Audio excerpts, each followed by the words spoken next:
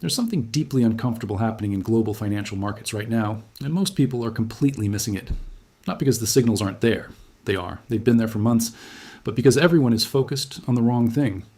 While the headlines talk about geopolitics and military tensions, the real story is happening in bond markets, in currency reserves, in the quiet corridors of central banks where decisions worth trillions of dollars are being made without a single press conference.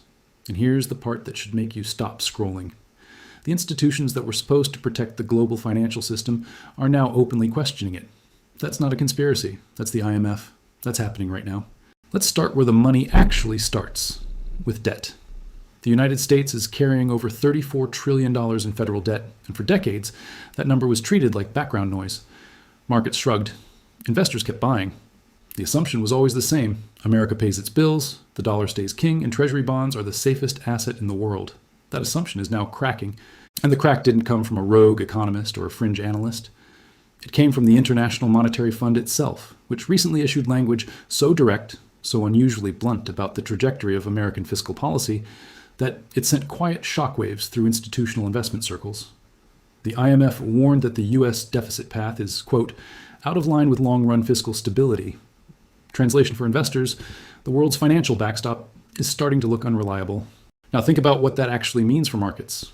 Treasury bonds have been the bedrock of the global financial system for over 80 years. Every pension fund, every sovereign wealth fund, every central bank in the world holds them as their most secure asset. They're the collateral behind trillions in financial contracts. They're what gets bought when panic hits and investors flee to safety. But what happens when the safety net itself starts to fray? What happens when the institution built to maintain global financial order starts raising red flags about the world's largest economy? That's the open loop that's keeping sophisticated investors up at night right now, and we're just getting started. Here's the financial angle almost no one is talking about. When the IMF publicly challenges U.S. fiscal credibility, it doesn't just affect bond yields, it triggers a chain reaction across every asset class on Earth. Emerging market currencies weaken because dollar funding costs rise. Commodity prices get distorted because dollar pricing becomes uncertain. Gold moves, Bitcoin moves. And most importantly, the cost of borrowing for the United States itself goes up. Every single percentage point increase in U.S. Treasury yields adds approximately $340 billion annually to the interest expense of the federal government. That's not a political number, that's arithmetic. And that arithmetic is now being watched very closely by markets that have been extraordinarily patient for a very long time. But here's where the story gets genuinely complicated. Because at the same moment the IMF is sounding alarms about U.S. fiscal health, something else is happening on the other side of the world that is fundamentally reshaping how global capital flows. China is being targeted, and the word targeted is intentional, through a combination of trade restrictions, technology export controls, and financial sanctions that are beginning to show up in very measurable economic data. Chinese exports are being rerouted, supply chains are fracturing and rebuilding simultaneously. And the financial consequence of all of this is a quiet but accelerating shift in how China manages its own reserve assets. The numbers don't lie. China has been steadily reducing its holdings of U.S. Treasury bonds. Not all at once, not dramatically, but consistently. From over $1 trillion at peak to somewhere around $775 billion today. That trend has a direction, and it has momentum. What does that mean for you as someone who cares about markets and money? It means that one of the largest buyers of American debt is becoming a net seller. And that matters enormously because the U.S. needs to sell new debt constantly, not to fund growth, but just to refinance what already exists. When demand for that debt weakens, yields rise. When yields rise, mortgage rates rise. When mortgage rates rise, the housing market slows. When the housing market slows, consumer spending pulls back. When consumer spending pulls back, corporate earnings disappoint. You see how this chain works. This isn't abstract macroeconomics. This connects directly to your portfolio, to your savings account, to the interest rate on every loan you carry. Now, let's bring in the third element of this story, because this is where it gets genuinely dangerous for global markets. Iran has issued what can only be described as a financial and energy warning to the world.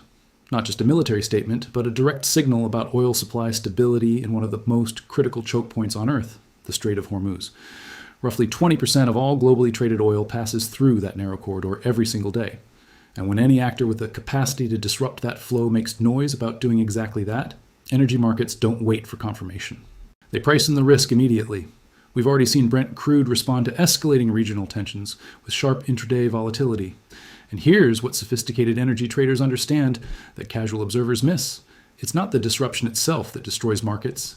It's the sustained uncertainty. Companies can't plan, airlines can't hedge, manufacturers can't forecast input costs. That uncertainty becomes an invisible tax on the entire global economy. If you've been watching this channel for a while, you already know we track these interconnections before they become mainstream narratives. If you're new here, now is the right time to subscribe, because what we're building toward over the next few months in this content is a complete picture of how these forces converge, and more importantly, what investors who understand this are actually doing with their capital right now. Let's talk about gold, because gold is telling a story that should be impossible to ignore. The metal has been trading near all-time highs, and the conventional explanation, inflation hedge, safe haven, only tells part of the story. What the gold move is actually reflecting is something deeper, a quiet but accelerating loss of confidence in dollar-denominated sovereign debt as the world's neutral reserve asset. Central banks bought more gold in 2022 and 2023 than at any point in the last 50 years.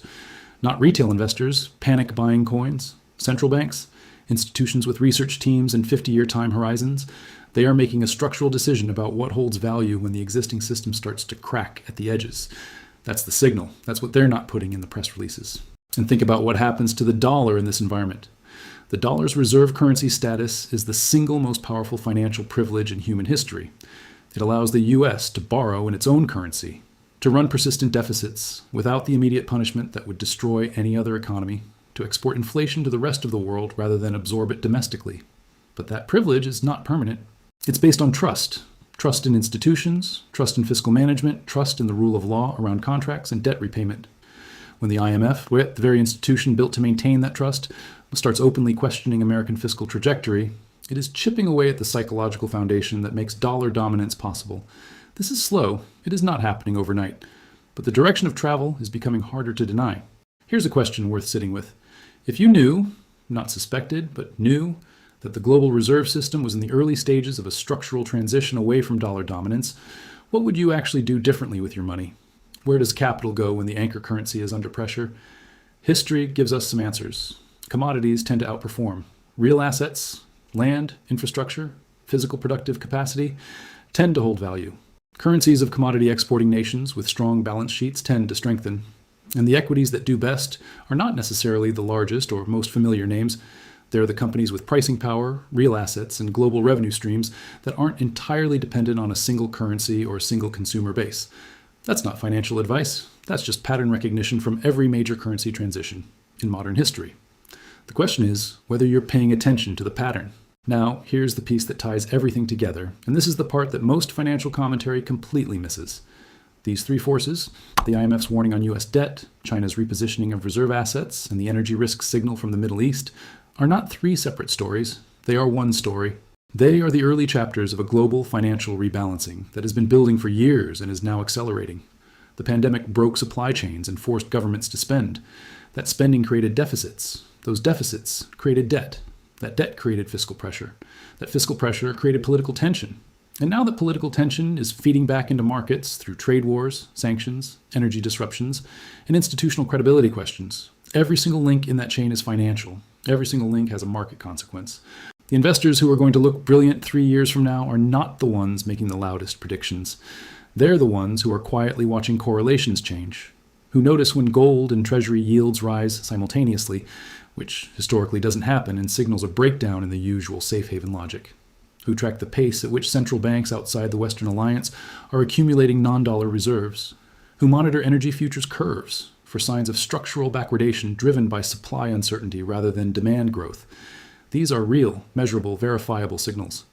And right now, most of them are flashing in the same direction. Let me give you one more analytical frame before we close, because this one is genuinely counterintuitive and will make you see the current moment differently. The conventional wisdom says that when geopolitical risk rises, you go to cash and bonds, specifically dollar-denominated bonds. That has been the correct trade for most of the last 4 decades. But we may be entering a period where that trade fails, where geopolitical risk rises and dollar-denominated bonds actually underperform, because the source of the geopolitical risk is directly connected to the fiscal credibility of the issuer of those bonds. That's a completely different investment environment than anything most active portfolio managers have ever navigated. It requires a different framework, a different set of hedges, and a completely different understanding of what risk actually means in this context. Here's what I want you to think about this week. Not as a political question, not as a question about which country is right or wrong, but as a pure financial question. If two of the most important buyers of U.S. debt, foreign central banks, and the institutional confidence that makes demand structural, are both starting to pull back at the same time, who fills that gap? The Federal Reserve? That's money printing. Domestic retail investors? At what yield? These are the questions bond markets are beginning to price in. And those prices affect everything, not just Wall Street, not just institutional portfolios. Your retirement account, your home equity, the interest rate on your next car loan, all of it exists downstream from the decisions being made in these markets right now. Drop a comment below and tell me this. Do you think the dollar's reserve status is genuinely under threat? Or is this a story that gets recycled every decade and never actually materializes?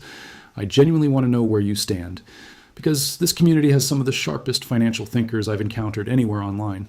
And this is exactly the kind of question where diverse perspectives actually sharpen the analysis. There is no obviously correct answer. That's what makes it worth discussing. The world is not ending. Markets are not collapsing tomorrow. But the architecture of the global financial system is quietly being renegotiated. And the renegotiation is happening through bond auctions, currency reserves, energy pricing, and institutional credibility, not through the headlines that dominate the news cycle. If you're watching this, you're already ahead of the vast majority of people who will feel the consequences of these shifts without ever understanding what caused them. That's not a small thing. That's the difference between being positioned for what's coming and being surprised by it. Keep watching, keep asking the hard questions, and stay sharp. The next chapter of this story is going to